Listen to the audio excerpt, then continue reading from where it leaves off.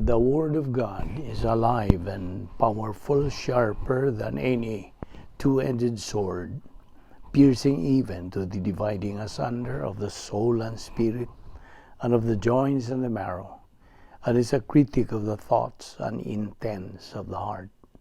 All Scripture is God-breathed and is profitable for doctrine, for reproof, for correction, for instruction in righteousness, that the man of God might be mature, thoroughly equipped unto all good works.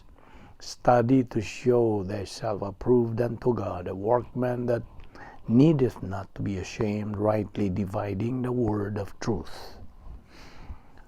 1 Peter 5:6-7, Therefore humble yourselves under the mighty hand of God, that he may exalt you in due time, casting all your care upon him, for he cares for you. Proverbs 2:1-5, My son, if you receive my words and treasure my commands within you, so that you incline your ear to wisdom and apply your heart to understanding, yes, if you cry out for discernment and lift up your voice for understanding, if you seek her as silver and search for her as for hidden treasures, then you will understand the fear of the Lord and find the knowledge of God. Deuteronomy 31:6, Be strong and of good courage. Do not fear, nor be afraid of them. For the Lord your God, He is the one who goes with you. He will not leave you nor forsake you. Psalm 18:1-3, I will love you, O Lord, my strength. The Lord is my rock and my fortress and my deliverer. My God, my strength, in whom I will trust. My shield and the horn of my salvation, my stronghold. I will call upon the Lord, who is worthy to be praised. So shall I be saved from my enemies. Sa dili pagita mga kapadayon, sa pagtuon sa pulong sa Dios nining adlaw gikinahanglan ang atong paghimo og pagsusi sa atong kalag. Kung nanapa ba kita mga sala sa nauna, sa dila, sa buhat, kini nga mga sala nga atong nabuhat, mahimo lamang babag kini sa atong pagbuhatong pagtuon sa pulong sa Dios. Busa ginamit ang prinsipyo o rebound technique sa 1 John 1:9 nagaingon kini, if we confess our sins, God is faithful and just to forgive us our sins and to cleanse us from all unrighteousness. Ugalang kanimo higala nga wala pa'y Kristo sa imong kinabuhi, giawhag ka, giagda ka nga imong gamiton ka ng imong free will sa paghimo sa labing manungdanong desisyon nga imong mabuhat sa tibuok mong kinabuhi. The decision to believe on the Lord Jesus Christ as your Lord and Savior. Acts 16:31 nagaingon kini, tumuo ka kang Ginoong Hesus ug ikaw maluwas. Busa sa hilom magandam ta sa atong kaugalingon. Let us pray.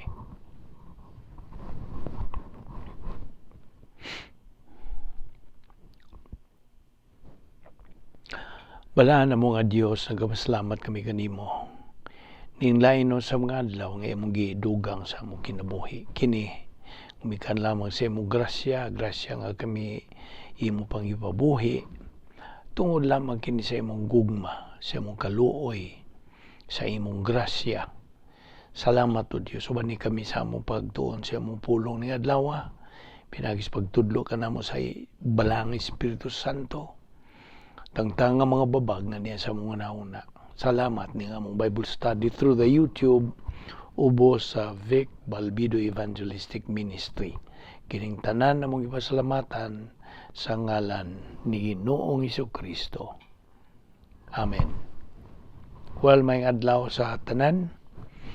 Atong mga higala, atong mga subscribers, itong mga igsoon diyan ni Kristo. Welcome kaninyong tanan. Aniya na sa kita pagpadayon nining adlaw o niya pa kita magadupot sa atong hilisgutan o tunanan nga giuluhan og the real keys of success in life. Ang matuod gyud nga mga yawi, inon ta yawi alang sa kalampusan sa atong kinabuhi. Okay? So, taon namang yun ning atong giduputan og una sa tanan, agi og review gyapon. Pagpainumdum kanato, hain naman tang dapita mag hisgot niini kay taod-taod pa man eh. So, okay, as a review, first, ang nag-una gyud nga yawi alang sa kalampusan sa atong kinabuhi. Now, this refers to us, believers na. Okay? I mean, ang ikaduha ni that refers to us, believers. Kaya ang nag-una ni kay alang manis mga di magtotoo. Okay? So this is addressed to all unbelievers in this world. Ang buot pasabot sa unbeliever, tao ni siya ang nakadungog sa mayong balita sa kaluwasan na siya maluwas lamang pinaagi sa pagtuo lamang kang Kristo lamang. And that is God's way of salvation. Perfect man ang iyang paagi sa kaluwasan. Di pareha sa tao. So, ang relihiyon, lahi. Kaya naman sila laing paagi sa kaluwasan. Ang iyang sa Diyos, mao ang paggamit o pagtuo nimo kang Ginoong Jesucristo ingon nga imong personal nga manluluwas. Wa man na mausab. Okay? So, the first key of success in life is getting saved by faith alone in Christ alone. Sabi niya sa pagpaluwas, paingon pinaagi sa pagtuo lamang kang Kristo lamang. Acts 16:31. Kana alang sa mga di magtotoo. Sa diha nga musanong ka, mudawat ka kang Ginoong Jesucristo nga imong manluluwas kay misanong ka man sa gasa sa Dios. Gasa man sa Dios nga grasya nga ikaw maluwas pinaagi sa imong pagdawat. Pagtuo kang Ginoong Jesucristo nga imong manluluwas. That's it. So your salvation is settled once and for all. Once saved, always saved. And that's covered by the doctrine of eternal security. Okay? Ang nagasiguro nato mao ang Dios. Okay? So karon ang ikaduha nga yawi alang sa kalampusan sa kinabuhi mao naman ang atong pagtubo diha sa grasya o kay balo kang Ginoong Jesucristo. Anaman na 2 Pedro 3:18. Patubuon ang atong kalag. Okay? Kaya bago pamantang na tao pag-usab, newly born again, then naibaw naman tag-unsay may tabo sa diha nga mugamit na kasi imong kabubuton sa pagtuo kang Ginoong Jesucristo nga imong manluluwas. Unas tanan nadugtong ka ng Ginoong Jesucristo hangtod-sangtod, di na namatangtang ang imong pagkadugtong o paghayo sa kaniya. Pinagi ka na sa pagbautismo kanimo sa Espiritu Santo through the baptism of the Holy Spirit. Unya gawas pa niya na ikaw nahimo ng anak sa Dios. You became a child of God. O gawas pa niya na nahimo ka ng sakop sa arianong panimalay sa Dios. Ikaw gisuluban na sa pagkamatarong sa Dios. Ikaw na tao na pag-usab kanang gimatarong ka na, dili ka na hinukman sa tubangan sa Dios. O ang imo nga gisuwat na didto sa basahon sa kinabuhing wala na katapusan. Your name is already written in the Lamb's book of eternal life, never to be blotted out. Di na pa, okay? di na mabura, di na ma-erase. Hangtod kana sa hangtod. Gawas pa niya na ikaw gisiliuhan, gitimrihan sa Espiritu Santo. Kana nagpaila nga ikaw gipanag-iyahan na sa Dios. You are a personal, private property of God. Okay? Gawas pa niya na ikaw taga-langit na, di na kataga kalibutan. Although niya patlas kalibutan, mao man itaghuat na itong kinabuhi. Pandigid niya mao atong permanente nga kinabuhi. Murag naglawig lang tanini, biyahe lang tanini kalibutan na. Okay? So, mao ka nang nagpanghitabo nimo nitong higayon nga migamit ka sa imong free will sa pagdawat sa kaluwasan. So, you are now saved by faith in Christ alone. So, ikaduha, ikaw kay magtutuo ka naman, Kristohanon ka naman, din his panahon, believer in time, then, ang mando sa Dios nga patubuon ng imong kalag. Pinaagi sa pagtuon sa pulong sa Dios sa adlaw-adlaw nga paagi on a daily basis. Okay? So, 2 Peter 3:18 ayon naglimti. Ikatulo nga real key of success in life mo nang hatagan nato og kanang pasiuna, prioritize sa pulong sa Dios. Prioritize God's Word. Expose yourself to doctrinal Bible studies like this atong ginabuhat. Og unaha gyud una ang Dios ug ang iyang pagkamatarong. Kay kining tanan nga imong gipangandoy ning kalibutan na igadugang na sa Dios. Matthew 6:33. Seek ye first the kingdom of God and his righteousness, and all these things shall be added unto you. Okay? Nya ikaw pat nga matuod nga yawi alang sa kalampusas kinabuhi, mao ang imong pahiluna sa imong kinabuhi diha sa pulong sa Dios. Organize your life. Okay? Organize your life around God's Word. Unahan yun, kanunay. Ihanay na ang imong kinabuhi nganha sa pulong sa Dios. Giyatagan ka na ko og memory aid, Operation ROTMPP. Routine, organized life, through scale of values, making good decisions from a position of strength, persistency, and perseverance.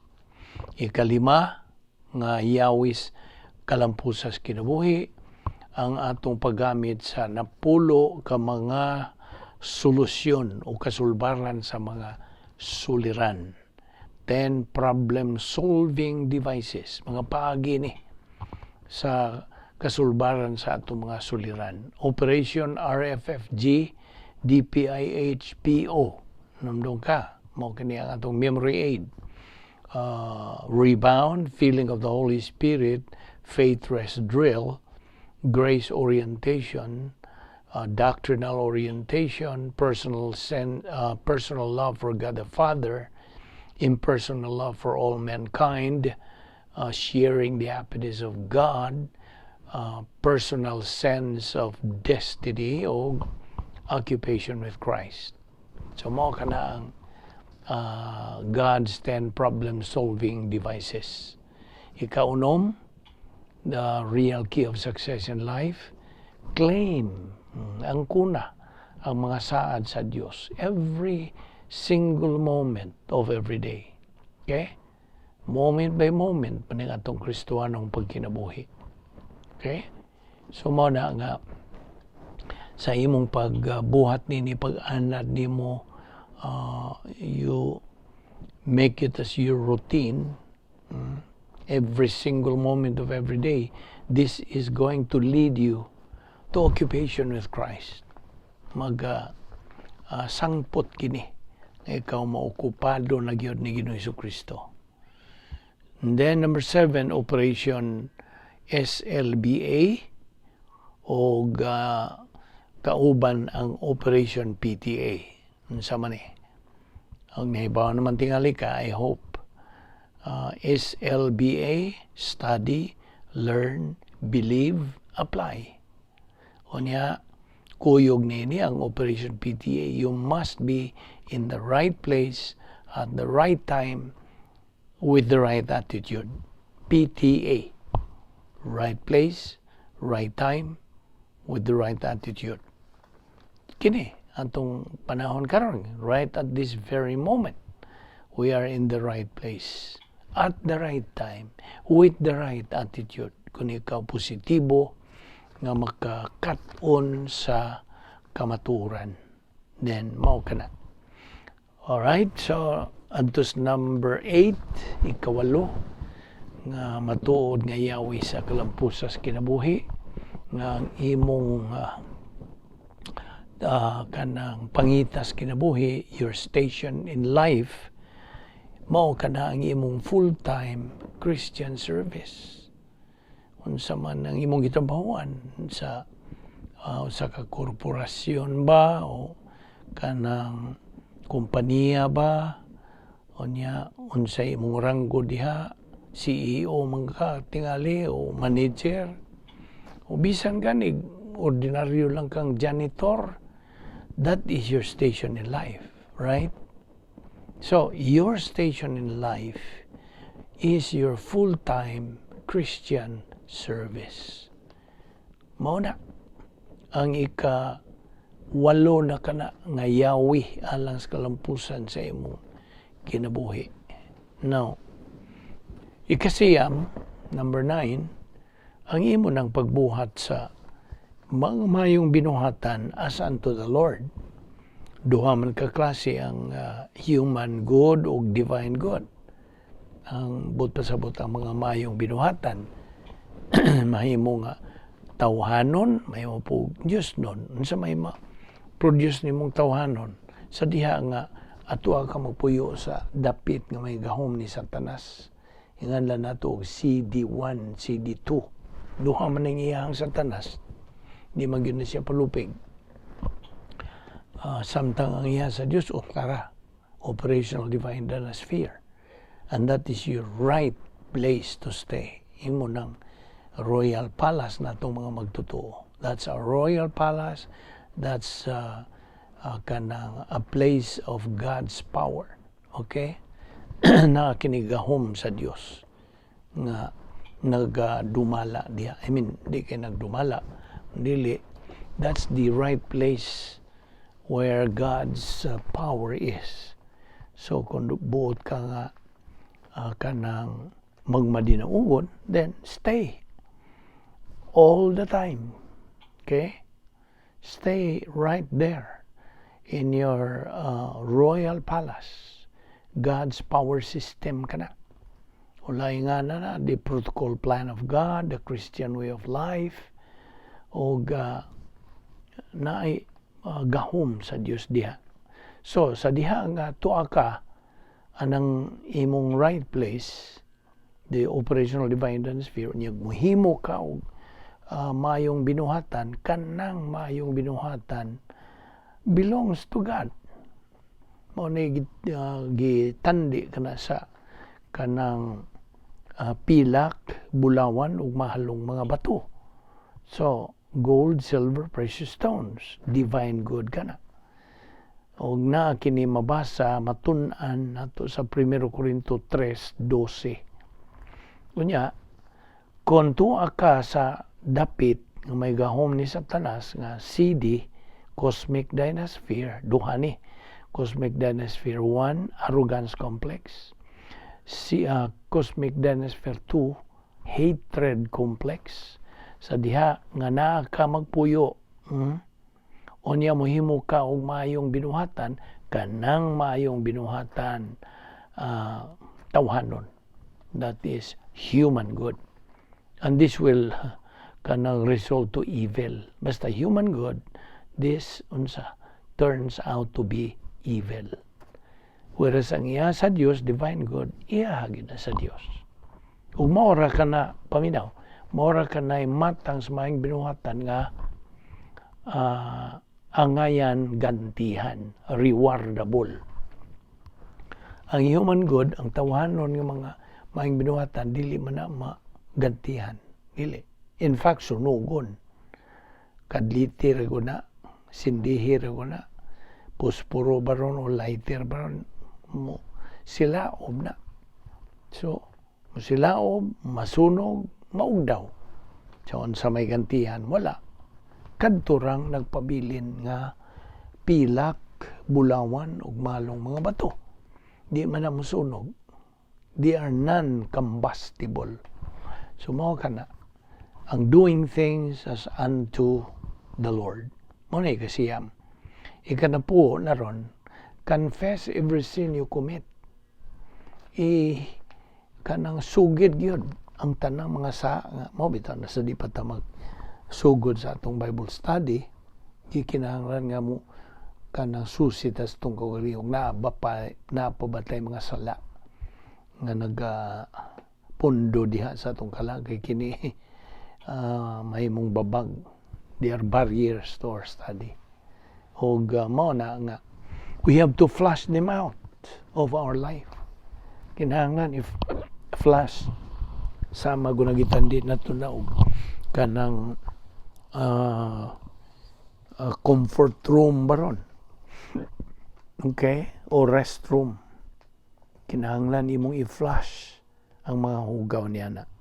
Kay hugaw ni sa tubangan sa Dios, filthy rags. Ang ato mga mayong buhat, filthy rags ra. Og mao na nga gikinahanglan nga ato kining i-flush out. And na nang gamit sa rebound, 1 John 1:9, if we confess our sins, God is faithful and just to forgive us our sins and to cleanse us from all unrighteousness. Mao na. Nya ika-11 na hinumdum ka ang ika-11. Okay. Rest in the Lord. Pahuway na diha sa Ginoo. O kining maong pahuway ginganlan nato nag faith rest life. Pagtuo kinabuhi kini nga may pagtuo nga nagdala og pahuway. Ug antong ihatagan ka man og memory aid ni Operation CTR. Operation CTR. C. Claim a promise. T. Think of what God can do to your problem. Og ang R. Relax because God is in control. Okay? So I hope din na nimo kalimtan. Mao na ang ika-11. Ika-12, pagpabilin sa imong pagkamapaubasanon. Maintain humility. O na ika-12. Og laingan sa humility, excuse me, sa may laingan sa humility, grace orientation. Okay? Kaya kita nagabarog man sa prinsipyo, the way up is the way down. O napagyod, dugang prinsipyo nini. God promotes the humble but demotes the proud. So, samtang ikaw nagapabilin diya sa imong pagkamapaubasanon, you are putting yourself under God's authority. That is grace orientation. You have to acknowledge nga ang tanan nga naa kanimo o kanang ang tanan nimo, okay? Acknowledge that everything you are and you have in life, you do not deserve. Wag yun kay katakos. You do not deserve them. You do not earn them nor work for. You see? You do not deserve, you do not work for, you do not earn. Kaya ihatanan, gikan na sa Dios. Grasya. Igor kang mudawat. Okay?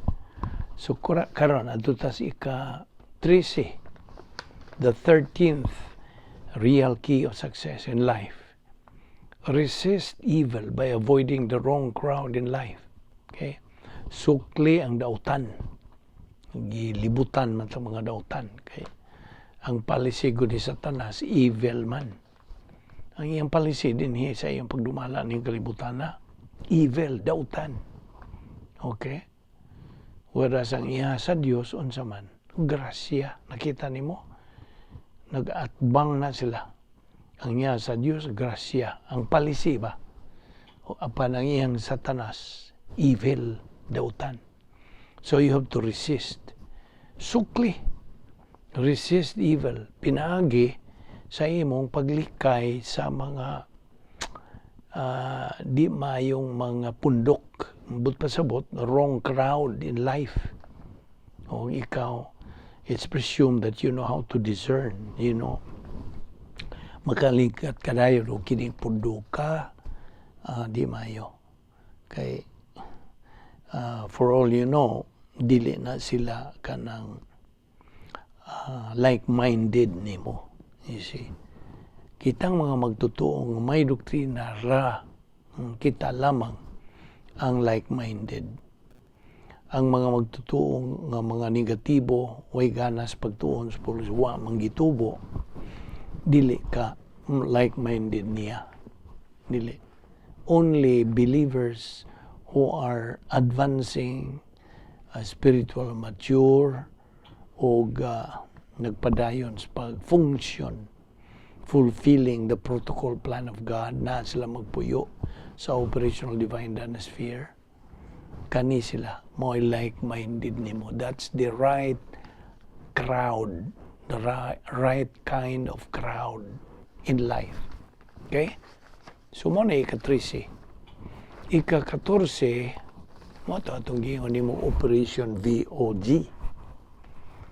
Viewpoint, operational, o geographical. Operation VOG. Nga viewpoint will of God answers the question, what does God want me to think? Mao nang viewpoint. Iyang pangunahuna. Okay? Pangunahuna ang iyang kabubuton bahin sa pangunahuna. Okay? Now, of course, nga ito kung hisgutan ning every now and then nga ang kabubuton sa Diyos mo na huna-huna sa Diyos. Okay? Huna-huna, kabubuton, kanang tambag, pasidaan, tuyo, plano, all of these are synonym. Okay? Kini nga itong gitun-an kada adlaw. Mao ni ang viewpoint will of God. Okay? So, mo na itong ibutang ang Operation VOG, viewpoint, mga hunahuna sa Diyos. So, mo na yung mutubag sa pangutana, unsa may buot sa Diyos nga kung hunahunaon. Okay? Mo na yung viewpoint. Kasabot ka. Ang karon ng O, operational. Operational. Ang imong paglihok o pagbuhat, okay? Operational. Na panlitan, kanang unsay ipabuhat sa Dios nimo. Of course, ang kabubuton sa Dios ang iyang kabubuton nga unsay imong buhaton pagtuon siyang pulong kini karon nga naghisgotan niini. Mao nang operational kanang will of God. That answers the question, what does God want me to do? Right now, you're doing what God wants you to do, which is to study His Word. Okay? Na ang G, ano man G? Geographical. It's about geography. Kaning location, kini. Okay? Muna nga, kabubuton sa Diyos nga, ikaw, ibutang niya sa lugar nga tukma gini mo. Right place. Muna nga, kining geographical will of God answers the question, where does God want me to be? Where? Kay location man, dapit man. Asa may buot sa Diyos nga akong adtuan. Okay? So, mao kini ang ika-14 nga tukma o matuod nga yawi alang sa kalambusan sa atong kinabuhi. Now, ato tas 15, okay? The 15th real key of success in life says, paminaw, always be guided by the doctrine of volitional responsibility. Sa ibot pa sabot. Tuguti mo kaugalingon nga giyahan ka ni doktrina sa kanang tulubagon nimo sa imong kabubuton. You see? Ang atong kabubuton ginatag ni sa Dios, of course. Ang laingan is free will. Ipagamit na sa Dios nato. We have the freedom to choose. Natay kapilian. Ini karon nagtuon ta sa pulong sa Dios naman animos pagsanong niini positibo ka ba o negatibo. But pa sabot ang imong attitude ngadto sa pulong sa Dios na ibaw naman ta sa kanang tulo ka kinds of attitude for a believer. Ngadto sa pulong sa Dios, tulo ka attitude. Cold, bugnaw, lukewarm, inadlaw, murag ang bugnaw, ang init. Nya ikatulo, boiling hot. Okay? Mao ni ang tulo ka matang sa atong pagtagad ngadto sa pulong sa Dios. Now, susihay mo kaugalingon. Examine yourself unsa may imong attitude ngadto sa pulong sa Dios. Boiling hot ba? Nagsukaw-sukaw ba yun? Nagbukal-bukal? Yung imong attitude nga sa pulong sa Diyos, marang mainiton ka, adlaw-adlaw, kugig ka, paminaw, makugihon, masigihon, malahutayon. Okay? Tungod kay positibo ka man. So, pagamiton ta sa Diyos, sa atong kabubuton, og siya nagatahod niya na. Di gyud matandog, dili mo tandog ang Dios sa imong kabubuton. Iyag yung nga tagas, hingpit nga kagawasan. Apan, uban niya ng maong kagawasan, bantay. With that freedom goes responsibility na kay tulubagon. Kasabot ka. Ang bot pasabot, unsa man ang imong himoong desisyon, ikaw ra ang manubag. You are the only one answerable, accountable, and responsible. Ikaw ra yan. Dili itong ubang tao, dili itong imong ginikanan ba, imong mga igsoon, dili. Ikaw yun mismo. Kinsa may mahimong desisyon, sila ba di ay? Ikaw man. So sa unsay desisyon imong himuon, mo bitaw ng prinsipyo to'y hakaw ang prinsipyo. Man is always a product of his decision. Tinood yun. A believer is only a product of his decision. Kung siya magnegatibo, way ganas pagtuon sa pulong sa Diyos, siya ra po nubag. Hindi, way mapasol niya, siya o siya ra yun. Kasabot ka. Mao ni ang ika-15 lagi nga tinuod nga Yahweh sa kalampusas kinabuhi, mo kini kanang always be guided by the doctrine of volitional responsibility. Okay? Okay, ito na si ika-16, the 16th. Be constantly guided by the essence of God or attributes of God. As a review, ikaw nga bag-o pa, paminaw maayo. Ang Diyos dunay napulo ka nagunang mga kinaiya. Ang naguna gyud ni ang iyang pagkamakagagahom sa tanan. Sovereignty, magbubuot sa tanan. Ikaduha, iyang hingpit nga pagkamatarong, perfect righteousness. Wa gyoy kanang dautan kaniya, way sayop kaniya, because He is perfect righteousness. Ikatulo, ang iyang hingpit nga pagkamakiangayon, perfect justice. Ikaupat, hingpit siya nga gugma, perfect love. He does not even need an object to love because He Himself is love. You see? Huwag siya magkinalag tao, butang, lugar, nga iyang higugmaon. Diba? He is perfect love. Ikalima, He is perfect eternal life. Kinabuhing wala na katapusan. Ikaunom, hingpit siya nga labaw sa nga tanan. Sa tanan, huwag makalupig, huwag makalabaw niya. He is kanang omnipotence, labaw nga makagagahom ang Diyos. Ikapito, ang iyang hingpit nga pagkasayod sa tanan, ibaw sa tanan. Huwag butang o unsa pa ni kalibutan ang uwan niya may bawi. Nasayod ang Diyos tanan. Ngani ikapito, ikawalo, siya ana sa tanang dapit, tanang suok sa tibuok universo. Naa ang Diyos. He is omnipresent. Okay? Omnipresent. Naon sa man nimo pag-iskapo ikan kaniya nga ana man siya tanang dapit, tanang suok. Ang grabe pa kay at the same time ana siya ni tibuok universo. Nakita nimo unsa kagamahanan ng Dios, unsa kahingpit niya.